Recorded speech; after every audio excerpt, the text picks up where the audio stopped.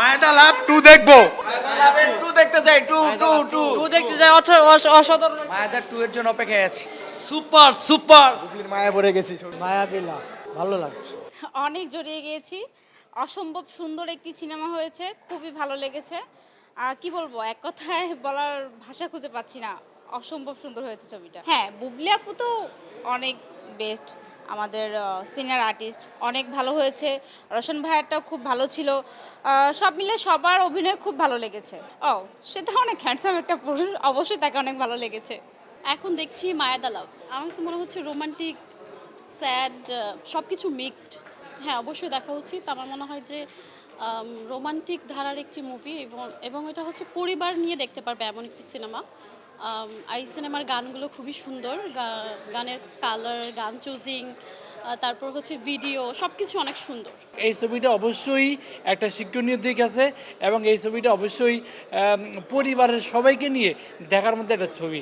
বাজে কোনো অশ্লীল কোনো দৃশ্য নাই এবং পারিবারিক প্রেক্ষাগৃহে বসে পরিবারের সবাইকে নিয়ে দেখার একটা ছবি। না, রোশন ভাইকে অনেক ভালো লাগছে এবং তার অভিনয় দুর্দান্ত ভালো হয়েছে। মায়াদা লাভ, হ্যাঁ ইনশাল্লাহ বেটার, মানে অন্য ছবি তুলনায় বেটার। মায়াদা লাভ আসলে কি বলবো, যে মায়া যে নামটা আবেগের নাম, ছবিটা দেখলে যারা দেখবে তারা বুঝতে পারবে, আমিও বুঝতে পেরেছি যেটা আসলে একটা আবেগের নাম মায়া। আর ছবিটা আমার কাছে অনেক অনেক ভালো লাগছে। খুব ভালো ছিল মুভিটা, এটা আমার কাছে খুব মায়া ছড়াইছে। সো আমি জানি না আর কারোর কাছে ভালো লাগবে কিনা, অবশ্যই সবার কাছে ভালো লাগবে, কারণ মুভিটা দেখছি খুব, মানে এটা কি ইউনিক একটা মুভি।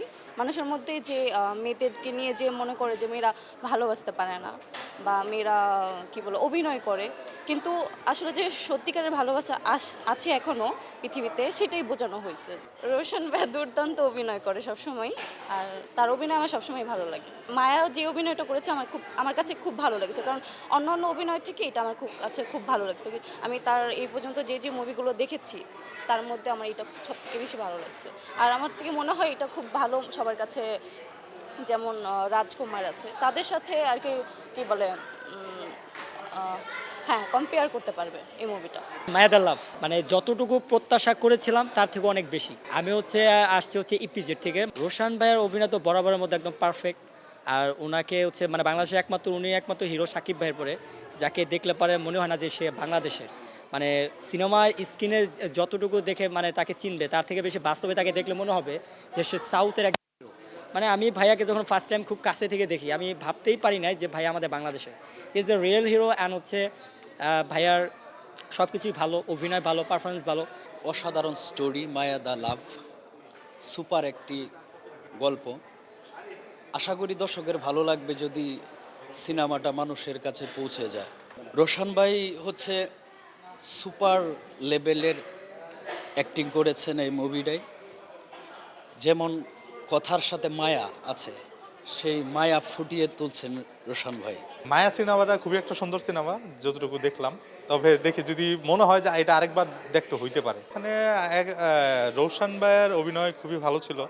আসলে রোশন ভাইয়ের সিনেমা এর আগে আমি কখনো দেখি নাই, এই প্রথম। আর এটাতে দেখলাম যে খুবই ভালো অভিনয় করছে সে। ছবিটা খুবই ভালো লাগছে আসলে। মায়াদা লাভ। এলো খবরের কাগজ, নিখাত, নির্ভীক, নিরপেক্ষ।